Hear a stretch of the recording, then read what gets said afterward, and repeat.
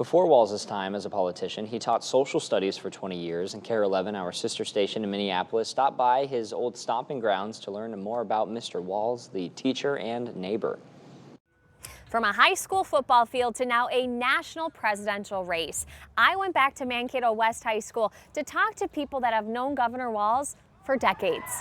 When they first moved in, this was all bushes. Before Tim Walz built policy and reform in politics, We solved a lot of other world problems just sitting here working in the garden together. he and his family built friendships over this fence. You know, we had a lot of good conversations about students and education. Sherry Blazing remembers We said it was about 22 years. those days Yeah. like yesterday. It was bittersweet when they moved. The now principal of the school that Walz taught at says that the fame hasn't gotten to his head. Governor Walz and the First Lady are just very genuine people. They are very down to earth, really centered on helping people, finding solutions. And one of those solutions included an issue with carpool. Tim and Gwen were rid of this old Buick, and Tim just said, "Do you guys just want to take this car? You can just have it." Walz began teaching social studies at West Mankato High School in the mid-90s. He was the defensive coordinator of the football team in 1999 that took home their first ever state title. Now we are a football powerhouse that we are proud of. That same year, he oversaw the first ever gay-straight alliance at the school. I can remember him coming and speaking to students and telling them, you see something that you don't think is right. It's your duty to step up and do something about it. These halls have seen many firsts in nearly 75 years, which now includes their first former teacher